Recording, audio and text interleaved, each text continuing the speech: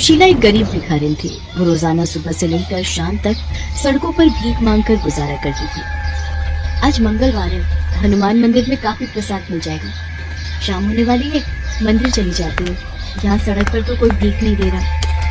सुशीला हनुमान मंदिर के बाहर भीख मांगने बैठ जाती है। मंदिर में आते जाते भक्त सुशीला को प्रसाद, पैसे और खाने पीने की चीजें दे रहे थे।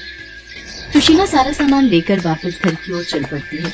वो रेल की पटरी पार करके अपनी झुग्गी की तरफ जाने लगी। सुशीला जिस झुग्गी में रहती थी वो रेलवे स्टेशन के पीछे ही पड़ती थी। रात का समय था। अंधेरे में सुशीला को कम दिखाई दे रहा था। तभी सुशीला को किसी बच्चे के रोने की आवाज आती है। ये तो किसी बच्चे के रोने की आवाज है। वहाँ सामने कितनी तेज रो रहा है बच्चा। उसके पास कोई है नहीं क्या? जरा देखो तो। हे राम, इतना छोटा मासूम बच्चा इस रेल की पटरी पर कौन छोड़ गया? ये किसका बच्चा है?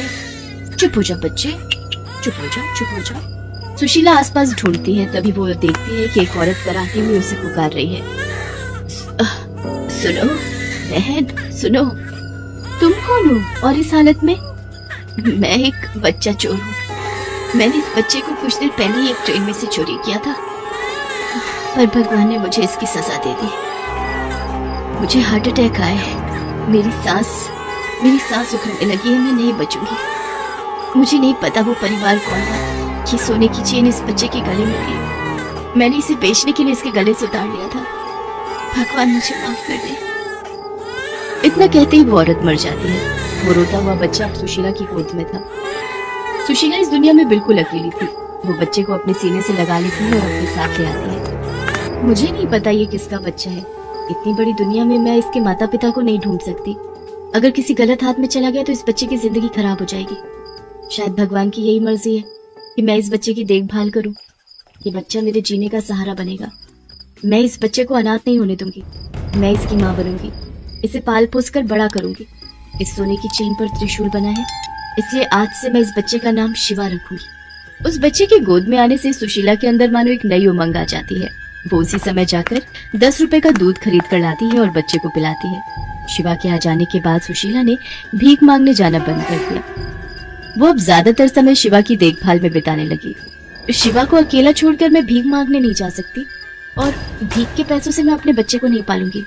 मैं अपने शिवा के लिए मेहनत मजदूरी करूंगी। हाँ, कल ही काम की तलाश में जाती हूँ। अगले दिन सुशीला शिवा को गोदी में लेकर काम की तलाश में निकलती है। सुशीला ईंटें ढोने का काम पकड़ लेती है। वहीं शिवा को कपड़े पर लिटाकर सुशीला सारा दिन मेहनत मजदूरी करती है और शाम को जो रुपए मिले उनसे वो दूध सब्जी खरीदती है। अब तो रोजाना ही सुशीला ईंटें ढोने का काम करने लगी। एक दिन ठेकेदार ने सुशीला से कहा, सुशीला बहन, तुम्हारी नजर में कोई साफ सफाई करने वाली बाई हो तो बताना, घर में जरूरत है। भैया जी, अगर आप बुरा ना मानो तो क्या आप ये काम मुझे दे सकते हो? मैं खूब अच्छे से काम करूंगी। हाँ, तो हमें क्या परेशानी होगी? जो पैसे दूसरे काम वाली को देंगे वो तू ले लेना। और फिर इस तरह सुशीला ठेकेदार के घर पर साफ सफाई का काम करने लगी। ठेकेदार के घर काम करते करते सुशीला ने आस पड़ोस के और भी घरों में काम करना शुरू कर दिया। सुशीला शिवा के साथ खुश थी। उसके आ जाने से उसकी जिंदगी बहुत बदल गई थी। उसने एक भिखारिन की जिंदगी छोड़कर मेहनत करके जीना शुरू कर दिया था। समय बीता और शिवा 6 साल का हो गया। मालकिन, सारा काम हो गया है। मैं थोड़ा जल्दी चली जाऊँ। शिवा को स्कूल से जल्दी छुट्टी होनी है। हाँ, चली जा। मुझे पता है जब भी तू काम कर रही होती है तेरा सारा ध्यान शिवा में ही रहता है। जब तक तू उसे अपनी आंखों से देख नहीं लेती है तुझे चैन नहीं आता। अरे स्कूल ही तो गया है, तू उसे लेकर इतना क्यों डरती है? हमारे बच्चे भी स्कूल जाते हैं, हम तो इतना नहीं डरते। मालकिन, ये तो मैं भी नहीं जानती कि मेरे मन में कौन सा डर है, पर मेरे मन में हमेशा उसे लेकर बेचैनी रहती है। अच्छा, मैं चलती हूँ मालकिन। सुशीला के मन में जो डर था वो ये था कि शिवा उसका अपना बेटा नहीं था। वो उसे खोने से डरती थी। माँ, आप कहाँ रह गई थी? स्कूल की छुट्टी तो कब की हो गई? अरे मेरे बच्चे, मैं काम पर गई हुई थी। वहाँ से दौड़ी दौड़ी तेरे पास आई हूँ। बस थोड़ी सी देर हो गई। माँ, मुझे आइसक्रीम खानी है, वो सामने से लेकर दो ना। अच्छा, खिलाती हूँ। रुक, तो यहीं खड़ा हो, मैं लेकर आती हूँ। सुशीला शिवा के लिए आइसक्रीम लेने जाती है। तभी एक मोटरसाइकिल शिवा के बराबर में से निकलती है और शिवा गिर जाता है। शिवा, मेरे बच्चे, अरे देख कर नहीं चलाया जाता, अंधा कहीं का। मेरे बच्चे को चोट लग जाती तो तेरा क्या जाता? शिवा, तू ठीक है ना? मैं ठीक हूँ माँ, मुझे कुछ नहीं हुआ। बच्चे का हाथ पकड़ कर रखो, सड़क पर भीड़ है। हाँ, गलती मेरी ही है। मुझे तुझे अकेला नहीं छोड़कर जाना चाहिए था। अब मैं तेरा हाथ कभी नहीं छोड़ूंगी। चल, घर चलते हैं। सुशीला के मन में ऐसा डर हमेशा बना रहता था, इसलिए वो शिवा का बहुत ध्यान रखती थी। समय बीता और शिवा बड़ा हो गया। कॉलेज की पढ़ाई करके शिवा की नौकरी लग गई। माँ, मेरी नौकरी पक्की हो गई। पूरे 15,000 रुपए महीना मिला करेंगे। देखना, धीरे धीरे मैं और भी ज्यादा कमाने लगूंगा। फिर तुम्हें घरों में काम नहीं करना पड़ेगा। मैं अपनी माँ को सारे ऐशो आराम दूंगा। बस आप मुझे ऐसे ही अपना आशीर्वाद देती रहो। मेरा आशीर्वाद तो हमेशा मेरे बच्चे के साथ है। तू बैठ, मैं तेरे लिए खाना लगाती हूँ। शिवा खाना खा लेता है, तभी उसका दोस्त शेखर उसे बुलाने आ जाता है। शिवा, जल्दी आ, हमें देर हो जाएगी। माँ, मैं थोड़ी देर में आता हूँ। शेखर के साथ बैंक जा रहा हूँ। शिवा बेटा, ध्यान से जाना। ये शेखर मोटरसाइकिल बहुत तेज चलाता है। शिवा शेखर की मोटरसाइकिल पर बैठकर बैंक की तरफ चला जाता है। शेखर मोटरसाइकिल तेज चलाता है। अचानक सामने से एक गाड़ी आ जाती है और शेखर की मोटरसाइकिल का बैलेंस बिगड़ जाता है। वो लोग गाड़ी से टकरा जाते हैं। शेखर को ज्यादा चोट नहीं आती, जबकि शिवा के सिर पर गहरी चोट लगी थी। आस पड़ोस में लोग इकट्ठे हो जाते हैं और दोनों को लेकर हॉस्पिटल जाते हैं। शिवा बेहोश था, उसे होश नहीं था। सुशीला हॉस्पिटल पहुंचती है और चिल्ला चिल्ला कर रोने लगती है।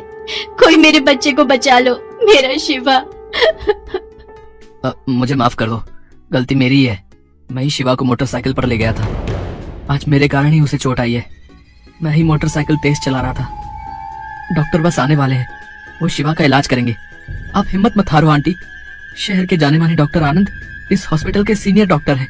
इतनी देर में डॉक्टर आनंद भी वहाँ आ जाते हैं। डॉक्टर आनंद उसी हॉस्पिटल के सीनियर डॉक्टर थे। पेशेंट की हालत बहुत नाजुक है, उसके सिर में गहरी चोट आई है। पेशेंट का खून बहुत बह गया है। ऑपरेशन थिएटर में पेशेंट को ले जाने की तैयारी करो। डॉक्टर साहब, मेरे बच्चे को बचा लो। शिवा के सिवा इस दुनिया में मेरा कोई नहीं है। शिवा को ऑपरेशन थिएटर में लाया जाता है। डॉक्टर आनंद शिवा को ऑपरेशन करने लगते हैं। तभी उनकी नजर शिवा के गले में पहनी सोने की चेन पर जाती है, जिसमें त्रिशूल का लॉकेट था। डॉक्टर आनंद चौंक जाते हैं। उनकी आंखों में आंसू थे। डॉक्टर आनंद के हाथ कांपने लगते हैं। वो अपने आप को संभालते हुए शिवा का ऑपरेशन करते हैं और ऑपरेशन सफल होता है। आशा, हमारा सुमित मिल गया। तुम जल्दी हॉस्पिटल आ जाओ। क्या आप सच कह रहे हैं? हमारा खोया हुआ बेटा सुमित मिल गया। मैं अभी हॉस्पिटल पहुंच रही हूँ। शिवा डॉक्टर आनंद का 22 साल पहले खोया हुआ बेटा सुमित था, जिसे वो औरत सुशीला को देकर गई थी। डॉक्टर आनंद और उसकी पत्नी को सुशीला से सारी सच्चाई पता चलती है। शिवा बेटा, तुम्हारे असली माता पिता यही है। मैं तुम्हारी कुछ भी नहीं। मैंने तो सिर्फ तुम्हें पाल पोस कर बड़ा किया है। नहीं माँ, तुम मेरे लिए मेरा भगवान हो। मेरे लिए सब कुछ हो। जिस माँ ने मुझे पाल पोस कर बड़ा किया, मेरी हर दुख हर संकट से रक्षा की, आज मैं उस माँ को छोड़कर अपने असली माता पिता के साथ नहीं रह सकता।